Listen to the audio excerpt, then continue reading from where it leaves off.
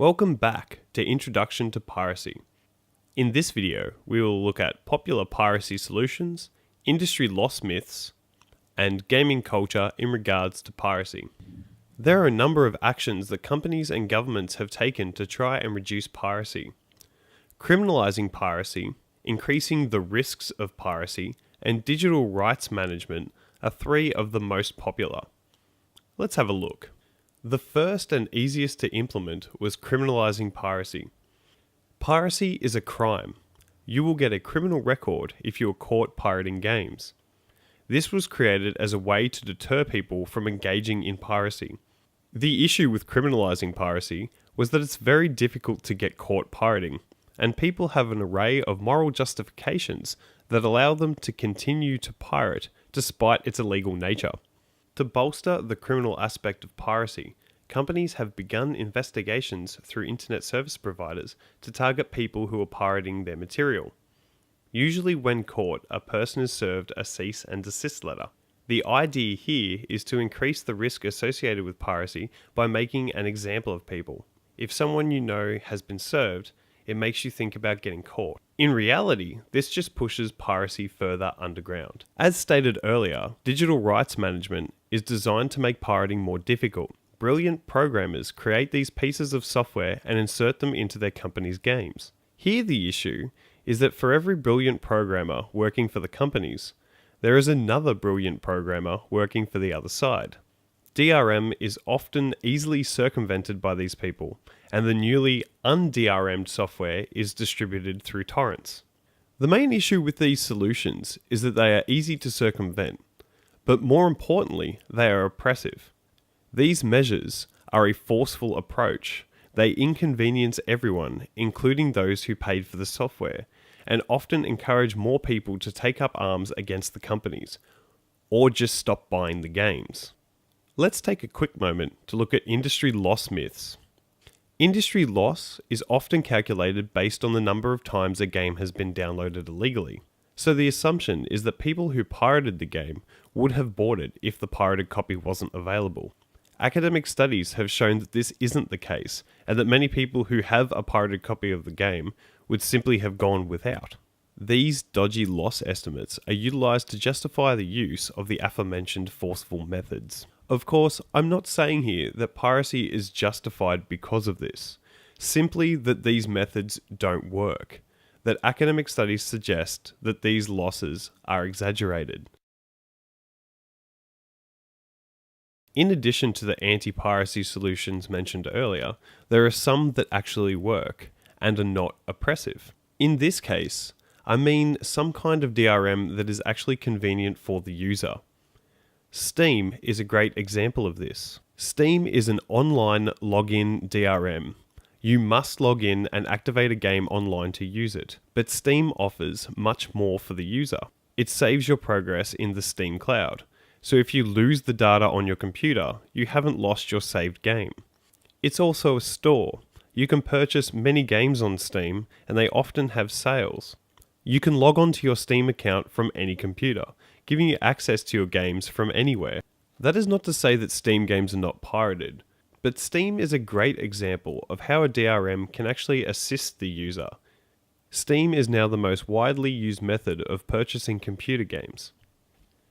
DLC stands for downloadable content. It usually refers to content added to a game after it has been released for a small amount of money. Sometimes a developer will release a game with free DLC. Essentially, this is a registration process, but you are getting something out of it. There are still many arguments against free DLC. If the content was created, why wasn't it just included in the game? Though the answer is obvious: to encourage you to buy the game and to be rewarded for doing so. Pay what you want is becoming increasingly popular with the Humble Bundle, a service that offers games for whatever price you want and donates a percentage, which you may decide, to several charities. Sometimes people pay $1 and get a couple of $100 worth of games. But sometimes people pay a couple of $1,000. This is an interesting method, as people who pirate these games are demonized by the community, not the companies. If you can only pay $1 for something, why would you pirate it? Pay What You Want is a passive piracy solution. It encourages community governance as opposed to industry restriction, allowing the condemnation of piracy from within. Now this brings us to the last point, gaming culture in regards to pirating. There are two sections to this. Firstly, the people who actually pirate the games, and then gaming culture as a whole. What do the people who circumvent the DRM, who provide these games for the masses, think about pirating? Most pirated games come with a README file. This normally comes with instructions on how to install the game. An interesting aspect though is that they always say, if you like this game, buy it.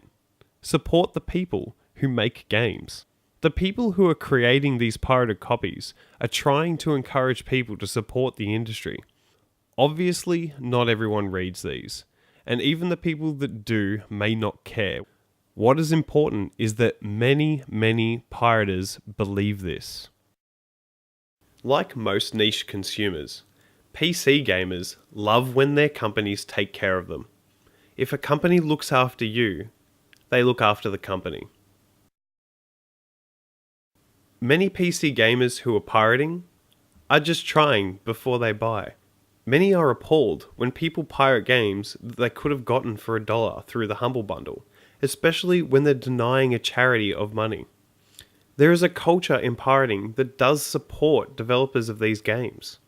Obviously, without them, there would be no games to play. But rather than trying to fight against the pirates, the better option would be to encourage them to purchase. There is already a legitimate purchase culture there. It just needs to be fostered, rather than the pirates being attacked.